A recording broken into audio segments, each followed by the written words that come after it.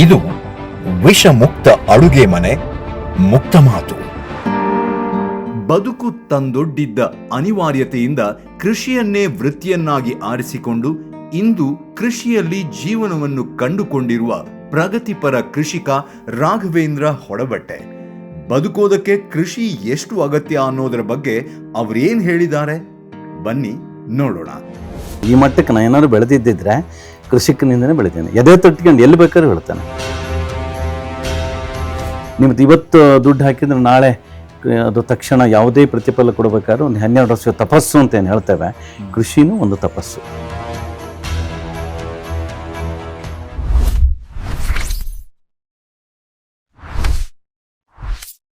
ನಮಸ್ಕಾರ, ಇದು ವಿಷಮುಕ್ತ ಅಡುಗೆ ಮುಕ್ತ ಮಾತು ಸರಣಿ. ನಿಮ್ಮೆಲ್ಲರಿಗೂ ಕೂಡ ಈ ಕಾರ್ಯಕ್ರಮಕ್ಕೆ ಸ್ವಾಗತವನ್ನು ಮಾಡ್ತಾ, ನಾವು ಈ ಸಂಚಿಕೆಗಳಲ್ಲಿ ಕೃಷಿ ಹಾಗೆ ಕೃಷಿಯಿಂದ ಬಂದಂತಹ ಪದಾರ್ಥಗಳು ಹಾಗೂ ಅದು ಅಡುಗೆ ಮನೆಯಲ್ಲಿ ಹೇಗೆ ನಮಗೆ ಅಗತ್ಯ ಅನ್ನೋದ್ರ ಬಗ್ಗೆ ಬೇರೆ ಬೇರೆ ರೂಪದಲ್ಲಿ ಮಾತಾಡ್ತಾ ಇದ್ದೀವಿ. ಅದಕ್ಕೆ ಪೂರಕವಾದಂತಹ ವಿಶೇಷ ವ್ಯಕ್ತಿಗಳನ್ನು ಇಲ್ಲಿ ಕರೆಸಿ ಅವ್ರನ್ನ ಮಾತಾಡಿಸ್ತಾ ಇರ್ತೀವಿ. ಸೊ ಅದೇ ರೀತಿ ಇವತ್ತು ಒಬ್ಬ ಪ್ರಗತಿಪರ ಕೃಷಿಕರು ನಮ್ಮ ಜೊತೆ ಇದ್ದಾರೆ, ರಾಘವೇಂದ್ರ ಹೊಡಬಟ್ಟೆ ಅವರು. ಅವರನ್ನು ಈ ಕಾರ್ಯಕ್ರಮದಲ್ಲಿ ಒಂದಿಷ್ಟು ಹೊತ್ತು ಮಾತಾಡಿಸೋಣ ಅಂತ ಮೊದಲಿಗೆ ಅವ್ರನ್ನ ಕಾರ್ಯಕ್ರಮಕ್ಕೆ ಸ್ವಾಗತ ಮಾಡ್ತಾ ಇದ್ದೀನಿ. ನಮಸ್ಕಾರ. ನಮಸ್ತೆ. ನಮಸ್ಕಾರ. ಇವತ್ತಿನ ಕಾಲದಲ್ಲಿ ನಾನು ಪ್ರೊಫೆಸರು ಅಥವಾ ನಾನು ಒಬ್ಬ ಡಾಕ್ಟರು ಅಥವಾ ಎಂಜಿನಿಯರು ಅನ್ನೋ ಒಂದು ಟೈಟಲ್ಗಳ ಮುಂದೆ ನಾನೊಬ್ಬ ಕೃಷಿಕ ಅನ್ನುವಂಥ ಟೈಟಲ್ ಒಂಥರ ಅಪರೂಪ ಅನಿಸ್ಬಿಡತ್ತೆ ಕೆಲವೊಮ್ಮೆ, ಮತ್ತು ವಿಭಿನ್ನ ಅಂತಲೂ ಅನಿಸ್ಬಿಡತ್ತೆ. ಮತ್ತು ಕೆಲವರಿಗೆ ಮೇ ಬಿ ಕೃಷಿಕ ಅಂತ ಅದನ್ನು ಒಂದು ಎದೆ ತಟ್ಟಿ ಹೇಳುವಂಥ ಧೈರ್ಯ ಕೂಡ ಇಲ್ಲದೆ ಇರುವಂಥ ಪರಿಸ್ಥಿತಿ ನಾವು ಕಾಣ್ತಾ ಇದ್ದೀವಿ. ಹೌದು. ಅದರಲ್ಲೂ ನೀವು 45 ವರ್ಷ ಹಿಂದೆ ಕೃಷಿಯನ್ನು ಆರಂಭ ಮಾಡಿದ್ರಿ, ಮತ್ತು SSLC ಮುಗಿದ ತಕ್ಷಣ ನೀವು ಇದಕ್ಕೆ ಇಳಿದ್ರಿ. ಯಾವ ಧೈರ್ಯದಲ್ಲಿ ಇಳಿದ್ರಿ, ಮತ್ತು ಈ 45 ವರ್ಷದ ಅನುಭವ ಹೇಗಿತ್ತು ಅಂತ? ನಮ್ಮ ತಂದೆಯವರು SLC ಇರ್ಬೇಕಾದ್ರೆ ತೀರೋಗ್ಬಿಟ್ರು. ಹಾಗಾಗಿ ನಂಗೆ ಅನಿವಾರ್ಯ ಆಯಿತು. ಫಸ್ಟ್ ಅನಿವಾರ್ಯ. ನಂಗೆ ಓದಬೇಕು ಅಂತಿದ್ರು, ನನಗೆ ಅನಿವಾರ್ಯಕ್ಕೆ ಆ ಫೀಲ್ಡಿಗೆ ಬಂದೆ. ಆದರೆ ಇವತ್ತು ಆ ಫೀಲ್ಡೇ ನನಗೆ ಭಾಳ ಹೆಮ್ಮೆ ಕೊಡೋ ಅಂಥದ್ದು, ಮತ್ತು ನಾನು ಈ ವ್ಯಕ್ತಿತ್ವ ಬೆಳೆಸಿದ್ದ ಆ ಫೀಲ್ಡ್ ನಂದು ಅಗ್ರಿಕಲ್ಚರ್. ನಾನು ಈ ಮಟ್ಟಕ್ಕೆ ನಾನು ಏನಾದ್ರು ಬೆಳೆದಿದ್ದಿದ್ರೆ ಕೃಷಿಕನಿಂದನೇ ಬೆಳಿತೇನೆ. ಎದೆ ತೊಟ್ಕೊಂಡು ಎಲ್ಲಿ ಬೇಕಾದ್ರೂ ಹೇಳ್ತಾನೆ. ಚಾಲೆಂಜ್ ಮಾಡಿದ್ದೇನೆ, ಬೇಕಾದಷ್ಟು ಸೆಮಿನಾರ್ ಅಟೆಂಡ್ ಮಾಡಿದ್ದೇನೆ. ಅಗ್ರಿಕಲ್ಚರ್ಗಳು ಲಾಭ ಮಾಡೋ ಅಂಥದ್ದು ಮತ್ತು ನೆಮ್ಮದಿ. ಈಗ ಒಂದಿದೆ, ಕೆಲವು ಜನ ಸುಮ್ಮನೆ ಈಗ ಅಗ್ರಿಕಲ್ಚರ್ ಮಾಡೋದು ಲಾಭ, ಇವು ನಮ್ಮಲ್ಲಿ ಒಂದಿದೆ. ಈ ಒಂದಷ್ಟು ದುಡ್ಡು ಮನುಷ್ಯಂಗೆ ಬೇಕೇ ಬೇಕು ಬದುಕಲಿಕ್ಕೆ, ಅದಷ್ಟು ದುಡ್ಡು ದುಡಿಲೇಬೇಕಲ್ಲಿ. ಹಾಗಾಗಿ ನಾವು ಎಲ್ಲ ರೀತಿಯನ್ನು ಕಂಡಿದ್ದು ನಾನು ಕೃಷಿಲೇ. ಇನ್ನು ಈ ಸಾಫ್ಟ್ವೇರ್ ಇಂಜಿನಿಯರಿಂಗ್ ಯಾವುದೇ ರೀತಿ ಕಡಿಮೆ ಇಲ್ಲದಿದ್ದಂಗೆ ನಾವು ಬದುಕ್ತಾ ಇದ್ದೇವೆ ಎಲ್ಲ ರೀತಿಯಲ್ಲೂ. ಇರೋ ತಟ್ಕೊಂಡು ಹೇಳ್ತಾನೆ, ಈಗಲೂ ಲಾಭ ಮಾಡ್ಬೋದು, ಕೃಷಿ ಒಳಗೆ ಹೋಗ್ಬೋದು. ನೆಕ್ಸ್ಟ್ ಏನಾದ್ರು ಫ್ಯೂಚರ್ ಏನಿದೆ, ನೆಕ್ಸ್ಟ್ ಯಾವುದೇ ಎಲ್ಲ ಫೀಲ್ಡು ಮುಗೀತದೆ ಹೆಚ್ಚು ಕಡಿಮೆ. ಅಗ್ರಿಕಲ್ಚರ್ಗೆ ನೆಕ್ಸ್ಟ್ ಏನಾದ್ರು ಇದ್ರೆ ಇದು ಅಗ್ರಿಕಲ್ಚರ್, ಇದು ಅನಿವಾರ್ಯ. ಮತ್ತೆ ದೊಡ್ಡದ ಒಂದು ಉದ್ಯಮಿಯಾಗಿ ಬೆಳೆಯೋದು ನಮ್ಮ ಭಾರತ ದೇಶದಲ್ಲಿ ಅನಿವಾರ್ಯ. ಅದು ಒಳ್ಳೆ ಲಾಭ ಮಾಡುವಂಥ ಕೃಷಿಕ ಆಗಬೇಕು ಅಂತಂದ್ರೆ ಒಂದು ಅಟ್ಲೀಸ್ಟ್ ಒಂದು 10, 20, 30 ಎಕರೆ ತೋಟ ಬೇಕು ಅಂತ ಅದೇನಿಲ್ಲ, ನಿಮ್ಗೆ 1 ಎಕರೆಲ್ಲೂ ಮಾಡ್ಬೋದು. ಒಬ್ಬ ಕೃಷಿಕನಾಗಬೇಕು ಅಂತಂದ್ರೆ ಅವರಿಗೆ ಅರ್ಹತೆ ಏನು? ಅಂದರೆ ವಿದ್ಯಾಭ್ಯಾಸದ ಅರ್ಹತೆ ಇದೆ ಅಂತೇಳಿ ಭಾಳ ಬೇಕಾಗಲ್ಲ, ಒಂದು ಮಟ್ಟದ ಒಂದು ವಿದ್ಯಾಭ್ಯಾಸ ಸಾಕು ಅಂತ. ಹಂಗಂತ ಓದಿದ ಕಲಿಯೋದಿದೆಯಲ್ಲ, ಯಾವತ್ತೂ ಕಲಿಯೋದು ಕೊನೆಯವರೆಗೂ ಕಲಿಯೋದಿದೆ. ವಿದ್ಯಾಭ್ಯಾಸ ಬೇಡ ಅಂತ ಹೇಳ್ತಾ ಇಲ್ಲ, ಒಂದಿಷ್ಟು ಇಟ್ಕೊಂಡು ಕಲಿಸಿ ನುಗ್ಬೋದು. ಆದ್ರೆ ಒಂದು ಅಂತಂದರೆ ನಮಗೆ ಒಂದು ಸ್ಪಷ್ಟತೆ ಬೇಕು, ಗುರಿ ಇಟ್ಕೋಬೇಕು, ತಾಳ್ಮೆ ಬೇಕು. ಕೃಷಿ ಒಳಗೆ ತಾಳ್ಮೆ ಇಂಪಾರ್ಟೆಂಟು. ಅದು ನಮಗೆ ತಪಸ್ಸಿದ್ದಂಗೆ. ನಿಮ್ದು ಇವತ್ತು ದುಡ್ಡು ಹಾಕಿದ್ರೆ ನಾಳೆ ಅದು ತಕ್ಷಣ ಯಾವುದೇ ಪ್ರತಿಫಲ ಕೊಡಬೇಕಾದ್ರೂ ಒಂದು 12 ವರ್ಷ ತಪಸ್ಸು ಅಂತ ಏನು ಹೇಳ್ತೇವೆ, ಕೃಷಿನೂ ಒಂದು ತಪಸ್ಸು. ಇದಿಷ್ಟು ಇಟ್ಕೊಂಡು ಹೊರಟ್ರೆ ಅವ್ನು ಯಾವತ್ತೂ ಫೇಲ್ ಆಗೋಕ್ಕೆ ಸಾಧ್ಯನೇ ಇಲ್ಲ. ಅದು ಒಂದು ಟೈಮ್ ಕೊಡಬೇಕು. ಹಾಗೆ ನೋಡೋದಾದ್ರೆ ಒಂದು ಬಿಸ್ನೆಸ್ ಮಾಡೋರಿಗೂ ಕೂಡ ತಪಸ್ಸು ಬೇಕು, ಅಥವಾ ಯಾವುದೋ ಒಂದು ಡಿಗ್ರಿ PG ಮಾಡಿ ಇದು ಮಾಡುವಂಥವ್ರು ಇರ್ಬೋದು, ಡಾಕ್ಟರ್ ಆಗೋರಿಗೆ ಆ ತಪಸ್ಸು ಬೇಕೇ ಬೇಕಲ್ವಾ? ಎಲ್ಲ ಫೀಲ್ಡ್ಗೂ ಬೇಕು. ಬಟ್ ಕಂಪೇರ್ ಮಾಡಿದ್ರೆ ಇಲ್ಲಿನ ರಿಸ್ಕ್ ಜಾಸ್ತಿ ಅಂತ ಅನ್ಸುತ್ತಾ ನಿಮಗೆ? ರಿಸ್ಕ್ ಇದೆ, ಇಲ್ಲ ಅಂತಿಲ್ಲ. ಯಾವುದ್ರಾಗಿಲ್ಲ, ಎಲ್ಲದ್ರಾಗೂ ಇದೆಯಲ್ಲ ರಿಸ್ಕು. ನಮಗೆ ಯಾರು ಹಂಗಿಲ್ಲ. ಮತ್ತು ನಮ್ಮದೇ ಡಿಸಿಷನ್ನು, ನಮ್ಮದೇ ಓನ್. ನಮಗೆ ಈ ಓನ್ ಕಂಪ್ನಿ ಇದ್ದಂಗೆ ನಮ್ಮನೆ ನಾವೇ ಡಿಸಿಷನ್ ತಗೋತೇವೆ, ಮತ್ತು 1000 ಜನಕ್ಕೆ ಅನ್ನ ಹಾಕ್ತೇವೆ ನಾವು. ಈಗ ಕೃಷಿ ಅನ್ನೋದು ಎಷ್ಟರ ಮಟ್ಟಿಗೆ ಆರ್ಗನೈಸ್ಡ್ ಆಗಿದೆ, ಮತ್ತು ಇಲ್ಲಿ ಅನ್ಆರ್ಗನೈಸ್ಡ್ ಆಗಿದೆ ಅಂತಂದರೆ ಅದನ್ನ ಸರಿ ಮಾಡಬೇಕಾದ ಅನಿವಾರ್ಯತೆ ಇದೆ ಅಂತ ಅನ್ಸುತ್ತಾ ನಿಮಗೆ? ಕೃಷಿರು ಒಗ್ಗಟ್ಟಾಗಲೇಬೇಕು. ಸ್ವಲ್ಪ ಕೊರತೆ ಇದೆ, ನೀವು ಹೇಳಿದ್ದು ಅದೇನು ವಿಷಯ ಇಲ್ಲ ಅಂತಿಲ್ಲ. ನಮ್ಮ ಸಂಘಟನೆ ಕೊರತೆ, ಆದರೆ ಇತ್ತಿತ್ತಲ ಸಂಘಟನೆ ಆಗ್ತಾ ಇದೆ. ಒಂದು ಕೂಗನ್ನ ಬಂದಿದೆ. ಈ ಸಂಘಟನೆ ಯಾಕೆ ಬೇಕು.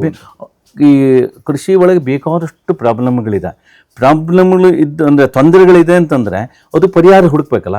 ಪರಿಹಾರ ಹುಡುಕ್ಲಿಕ್ಕೆ ನೀವು ಒಬ್ಬರು ಸುಮ್ಮನೆ ಇಲ್ಲೋ ಕೂತ್ಕೊಂಡು ಮಾತಾಡಿದ್ರೆ ಅದಕ್ಕೆ ಬೆಲೆ ಬರಲ್ಲ. ಅದು ಸಂಘಟನಾತ್ಮಕ ಹೋರಾಟ ಬೇಕು.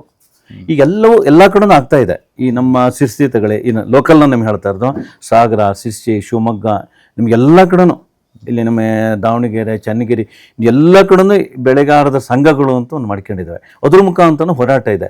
ನಾವು ಈ ನಿರ್ಮಲಾ ಸೀತಾರಾಮನ್ ಅಂತ ಇಟ್ಕೊಳ್ಳಿ, ಡೈರೆಕ್ಟ್ ಮೀಟ್ ಮಾಡೋದು ನಮ್ಮ ಈ ಅಗ್ರಿಕಲ್ಚರ್ ಕೃಷಿಕರೇ ಡೈರೆಕ್ಟ್ ಅವ್ರು ಮೀಟ್ ಮಾಡೋ ಅಂಥ ಹಂತಕ್ಕೆ ನಾವು ಹೋಗಿದ್ದೇವೆ. ನಮ್ಮ ಕೂಗನ್ನು ಅವ್ರು ಕೇಳ್ಕೊಳ್ಳೋ ಮಾಡಿದ್ರೆ ಒಂದು ಅರ್ಧ ಗಂಟೆ ಕೇಳ್ಕೊಳ್ಳೋ ಮಟ್ಟಕ್ಕೆ ನಾವು ಬೆಳೆದಿದ್ದೇವೆ. ಹೆಮ್ಮೆಯಿಂದ ಹೇಳ್ತೇವೆ ನಾವು. ಅಂದ್ರೆ ಅಷ್ಟು ಮಟ್ಟ ಸಂಘಟನೆ ಆದರೂ ಸಾಕಾಗ್ತಾ ಇಲ್ಲ ಅದೀಗ. ಆದರೆ ಬೇರೆ ರೀತಿಯ ಲಾಭಿಗಳು ಜಾಸ್ತಿ ಆಗ್ತಾ ಇದ್ದಾವೆ. ಈ ವರ್ತಕರ ಲಾಭಿ ಇದೆಯಲ್ಲ, ಒಂದಿಷ್ಟು ಲಾಭಿ ಇದೆ. ಹಾಗಾಗಿ ನಮ್ಮದು ಸಾಕಾಗ್ತಾ ಇಲ್ಲ. ನಮ್ಮ ಹತ್ರ ದುಡ್ಡಿಲ್ಲ ಅಂತಂದ್ರೆ ಆ ಫೀಡ್ ಮಾಡಕ್ ಆಗ್ತಾ ಇಲ್ಲ ನಮಗೆ ಆ ರೀತಿಯಾದ ದುಡ್ಡನ್ನ. ಆ ರೀತಿಯ ಲಾಬಿ ಇದೆ. ಇದೆ, ಅಯ್ಯೋ ಇದ್ದೇ ಇದೆ. ಅದ್ರ ಹೋರಾಡ್ತಾ ಇದ್ದೇವೆ ಹಂಗಂತ. ಪ್ರತಿ ಒಂದು ತಿಂಗಳಿಗೆ ನಾವು ಸೆಂಟ್ರಲ್ ಗೌರ್ಮೆಂಟ್ ಜೊತೆಗೆ ನಮ್ದು ಡಿಸ್ಕಷನ್ ಇದೆ, ಮಾತುಕತೆ ಇದೆ. ಮತ್ತೆ ಕೊನೆಯದಾಗಿ ಒಬ್ರು ಯಾರಾದ್ರೂ ಹೊಸದಾಗಿ ಕೃಷಿಗೆ ಇಳಿಬೇಕು ಅಂತ ಅನ್ನೋರಿಗೆ ಅವರು ಅದನ್ನ ಫುಲ್ ಟೈಮ್ ಆಗಿ ತಗೊಳ್ಬೇಕಾ, ಅಥವಾ ಇಲ್ಲ ನಾನು ಪಾರ್ಟ್ ಟೈಮ್ ಆಗಿ ಮಾಡ್ಕೊಳ್ತೀನಿ, ನಂಗೆ ಬೇರೆನೂ ಕೂಡ ವ್ಯವಸ್ಥೆಗಳು ಬೇಕು ಅನ್ನೋದಿದ್ರೆ ನೀವು ಅವರಿಗೆ ಯಾವ ರೀತಿಯ ಕಿವಿ ಮಾತನ್ನು ಹೇಳೋದಕ್ಕೆ ಇಷ್ಟಪಡ್ತೀರಿ? ಅಲ್ಲ, ಒಂದು ಅವ್ರದ್ದು ಬೇರೆ ಬಿಸ್ನೆಸ್ ಇದ್ದು ಪಾರ್ಟ್ ಟೈಮ್ ಮಾಡ್ತೇನೆ ಅಂತಂದ್ರೆ ಅದಕ್ಕೆ ನಾವು ಪೂರ್ತಿ ಟೈಮ್ ಬನ್ನಿ ಅಂತ ಹೇಳ್ಬೋದು. ಬಿಟ್ಟರೆ ಅವ್ರು ಬೇರೆ ಬೇರೆ ಕಮಿಟ್ಮೆಂಟ್ ಇರ್ತವೆ. ಅವ್ರದ್ದು ಕಮಿಟ್ಮೆಂಟ್ ನಮಗೆ ಗೊತ್ತಿರೋದಿಲ್ಲ. ಅದು ಒಂದು ಹೇಳ್ತಾನೆ, ಚಾಲೆಂಜಾಗಿ ತಗೋತಾನೆ, ಯಾರು ಬರ್ಬೋದು. ಫುಲ್ ಟೈಮ್ ಅಗ್ರಿಕಲ್ಚರ್ ಆದ್ರೆ ನೀವು ಯಾರಿಗೂ ಕಡಿಮೆ ಇಲ್ಲದೆ ಜೀವನ ಮಾಡ್ಬೋದು. ಅಂಥ ಪ್ರಾಬ್ಲಮ್ ಇಲ್ಲ ಅಂತಿಲ್ಲ, ಪ್ರಾಬ್ಲಮ್ ಬೇಕಾದಷ್ಟಿದೆ. ಆದರೆ ಒಂದು ಫುಲ್ ಟೈಮ್ ಅದ್ರ ಮೇಲೆ ಕೊಡಬೇಕು.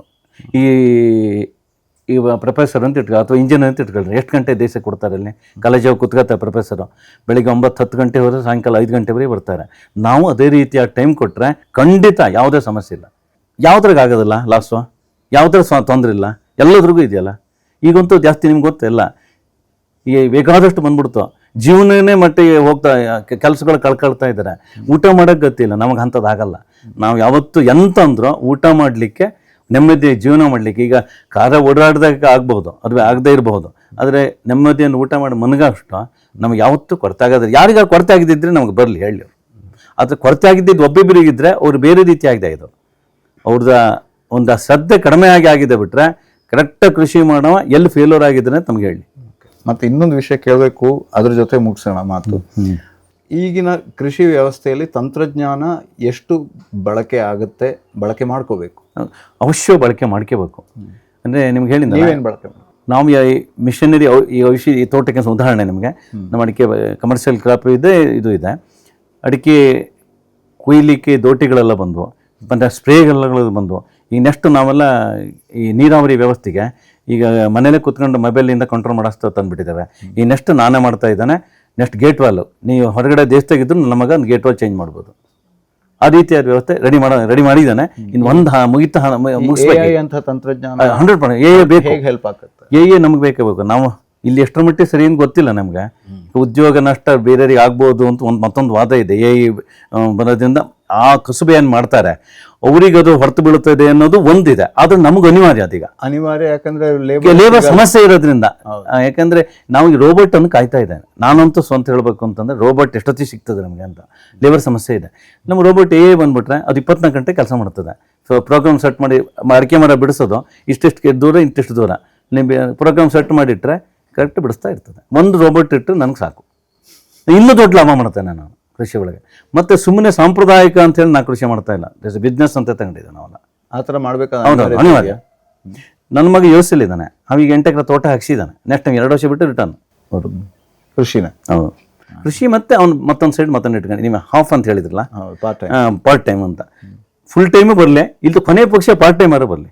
ಇಲ್ಲ, ಒಂದಿದೆ, ಈ ಚೇಂಜ್ ಆಗಿದೆ, ವ್ಯವಸ್ಥೆ ಚೇಂಜ್ ಆಗಿದೆ. ನಾವು ನೋಡ್ತಾ ನಮ್ಮ ಪಕ್ಕದಾಗೆಲ್ಲ ಬೆಂಗಳೂರಿನವ್ರು ಬಂದ್ಬಿಟ್ರು. ಈಗ ಎಲ್ಲ ಜಮೀನು ತಗೊಂಡಿದ್ದಾರೆ. ಈ ನಮ್ಮ ಹತ್ರ ಎಲ್ಲ ಗೈಡೆನ್ಸ್ ಕೇಳ್ತಾ ಇದ್ದಾರೆ. ಮತ್ತೆ ಏನಂತ ಹೇಳಿ ಸರ್ಕಲ್ ಅಂತ ಹೇಳ್ತಾ ಇದ್ದಿಲ್ಲ, ಈ ನಮ್ಮ ಸಂಸ್ಥಾನ ಯಾವಳ ಹೇಳ್ತಿದ್ರು ಅದನ್ನ, ಚೇಂಜ್ ಆಗ್ತದೆ ಅಂತ. ಮೇಲೆ ಹೋಗಿದ್ ಅದೇ ಚೇಂಜ್ ಮಾಡೋ ಅಂಥದ್ದು ಒಂದು ಇದೇನಿದೆ ವಿಷಮುಕ್ತ ಅಡಿಗೆ ಮತ್ತು ಮುಕ್ತ ಮಾತು ಒಳಗೆ ಸಂಸ್ಥಾನದ ಒಂದು ಹೇಳಿದಾರೆ ಅವ್ರು ಮತ್ತೆ ಬುಡಕ್ ಬರ್ತದೆ ಅಂತ ಹೇಳಿದ್ರು. ನಮ್ಮ ಹತ್ರ ಈಗ ಬರ್ತಾ ಇದೆ. ಮಹಾತ್ಮ ಗಾಂಧಿ ಕನಸಿತ್ತು ರಾಮರಾಜ್ಯ, ರಾಮರಾಜ್ಯ ಸೂಚನೆಗಳು ಕಾಣ್ತಾ ಇದೆ 100%.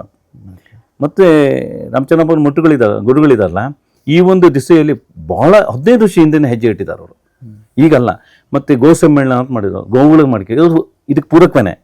ಏನು ವಿಷಮುಕ್ತ ಇದು ಅಂತೆಲ್ಲ ಹೇಳ್ತಾ ಇದ್ರಿ, ಅದು ಹಾಲು, ಅದೇ ಅಡುಗೆ ಮನೆಗೆ ಇಂಪಾರ್ಟೆಂಟ್ ಹಾಲು ಸಿಗಲ್ಲ. ಹೌದು.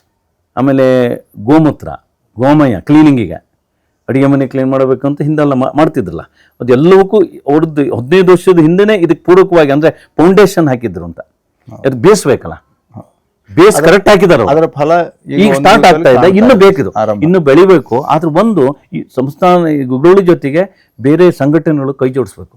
ಇದು ಒಬ್ಬರಿಂದ ಮಾಡೋ ಅಂಥದ್ದು ಅಲ್ಲ, ಕೆಲಸ ಅಲ್ಲ. ಯಾಕೆಂದ್ರೆ ಇಡೀ ವಿಶ್ವಕ್ಕೆ ತೋರಿಸ್ಬೇಕಲ್ಲ ನಾವು ಇದನ್ನ. ಹಂಗಂತ ಗೊತ್ತಾಗ್ತಾ ಇದೆ ಇಡೀ ವಿಶ್ವಕ್ಕೆ ನಮ್ಮದು ಭಾರತದ ಒಂದು ಸಂಸ್ಕೃತಿ ಏನು ಅಂತ ಹೊರಗಡೆ ಗೊತ್ತಾಗ್ತಾ ಇದೆ. ಅದನ್ನು ತೋರಿಸೋದಕ್ಕೆ ಇನ್ನೂ ಕೆಲವಷ್ಟು ಸಂಘಟನೆಗಳು ಮತ್ತು ಬೇರೆ ಬೇರೆ ರೀತಿಯ ಮಠಮಾನ್ಯಗಳು ಅದು ಕೈ ಜೋಡಿಸ್ಬೇಕು ಅಂತ ನಮ್ಮ ಅಭಿಪ್ರಾಯ. Thank you so much. ನಿಮ್ಮ ಮಾತುಗಳನ್ನು ಕೇಳಿದ್ರೆ ಒಂದಿಷ್ಟು ಪ್ರೇರಣೆ ಬರುತ್ತೆ. ಹಾಗೆ ಕೃಷಿ ಅನ್ನೋದು ಹೇಗೆ ನಮ್ಮನ್ನು ಇನ್ನಷ್ಟು ಸಬಲರಾಗಿ ಮಾಡಬಹುದು ಅನ್ನೋದಕ್ಕೆ ಒಂದು ಉದಾಹರಣೆಯಾಗಿ ಕೂಡ ನಿಲ್ತಾ ಇದ್ದೀರಾ. ಇಷ್ಟು ಹೊತ್ತು ನಮ್ಮ ಜೊತೆ ಇದ್ದು ಇಷ್ಟು ಮಾತುಗಳನ್ನು ಆಡೋ ಮೂಲಕ ನಮ್ಮ ಎಲ್ಲ ನೋಡುಗರನ್ನು ಇನ್ಸ್ಪೈರ್ ಮಾಡಿದ್ದಕ್ಕೆ ನಿಮಗೆ ಮತ್ತೊಮ್ಮೆ ಧನ್ಯವಾದಗಳನ್ನು ಹೇಳ್ತೀನಿ. ಇದು ಈ ಹೊತ್ತಿನ ವಿಷಮುಕ್ತ ಅಡುಗೆ ಮುಕ್ತ ಮಾತು. ಮುಂದಿನ ಸಂಚಿಕೆಯಲ್ಲಿ ಸಿಗೋಣ. ನಮಸ್ಕಾರ.